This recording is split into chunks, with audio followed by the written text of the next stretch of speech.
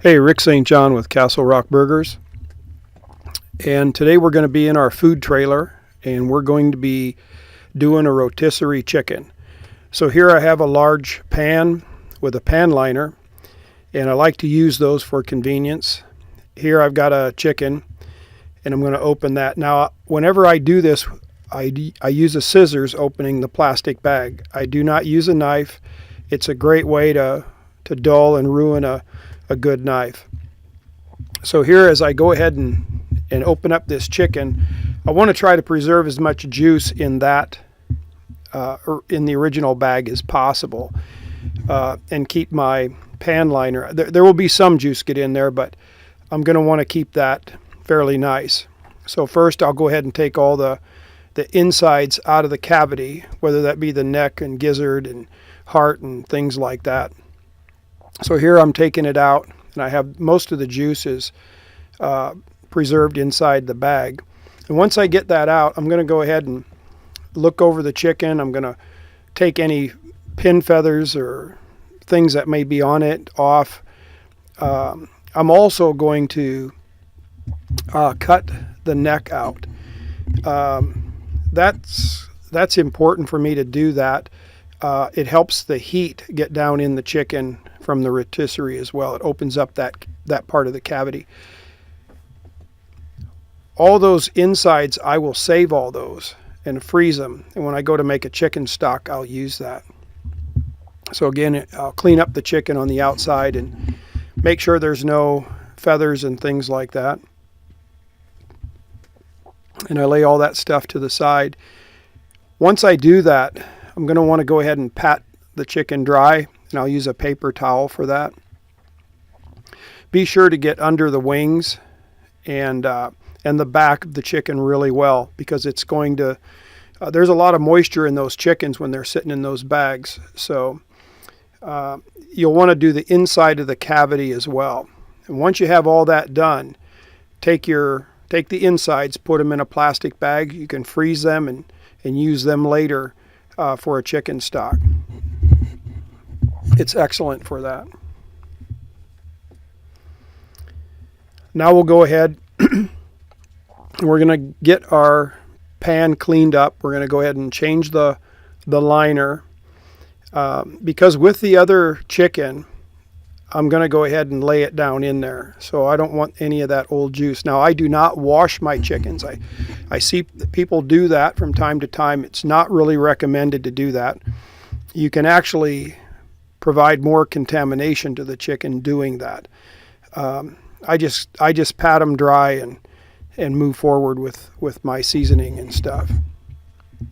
So here I'll get the pan liner, and I love these pan liners. These are fantastic. In a food trailer, they save a tremendous amount of time and water. Remember, you have limited water supply in a food trailer, but even so, it really cuts down the amount of time you spend cleaning and washing pans. So here I'm going to go ahead and put some oil on the chicken. Typically, I'll use an olive oil or something like that, and I'll rub that in really good. And this works really good if your chicken is cold.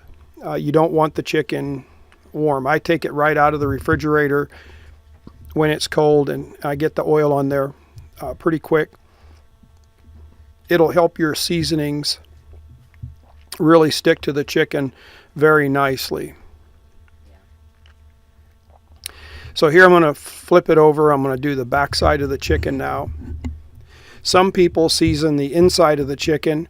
I don't typically do that. There's enough seasoning on the outside that it provides a good flavor throughout the chicken. But it's up to you. If that's something you want to do, by all means, go ahead and do it. It's your project. So here, when I go ahead and put on my seasoning, this is my own Cajun seasoning.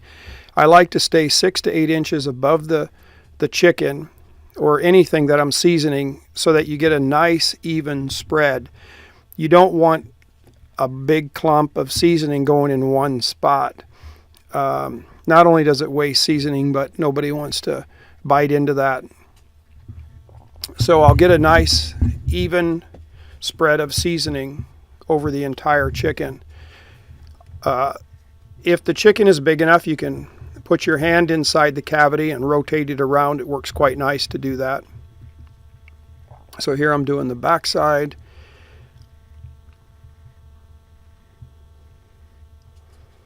And again, nice, even spread of seasoning. Once your chicken is fully seasoned, go ahead and tuck the wings behind the chicken. This is a nice way to keep the wings from getting, the wingtips from getting burnt, and also you don't want them flopping around inside there. I don't typically tie my chickens with string and stuff. It's up to you if you want to do that. So here I have the rotisserie stand, the wire rack, stainless steel, works very nice. I sit the chicken on there. Again, the wing pop loose will get it tucked back in there. It looks just like that. Now I'm going to go ahead and touch up the top part with some more of that fantastic Cajun seasoning. We do our own seasonings here at Castle Rock Burgers. We don't use anything out of the box. I don't use any specific seasonings. I do all my own seasonings. I really think that's, for me, it's the best way to get the flavor that you want, rather than putting the flavor that somebody else has pre-made. So here we have this is a Franklin Chef vertical rotisserie. I love this machine. This is fantastic. The chicken goes in, it fits right on a little square tab in there.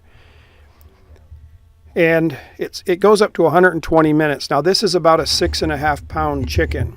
So I turn it to about 120 minutes. And I'll check it periodically. Within an hour, I'll check it with a timer to see, or a temperature to see if it's up to temp. I like my rotisserie chickens to be about 190. That's where I like them to be. And there we see the finished product, and you see I like to use cooling racks in my full-size pans like what you see here. It helps keep the chicken up off of the solid part of the pan, and so that any fat and everything drip down in there. Guys, thanks for watching. I hope you enjoyed this video. Castle Rock Burgers, we're located in Creighton, Nebraska.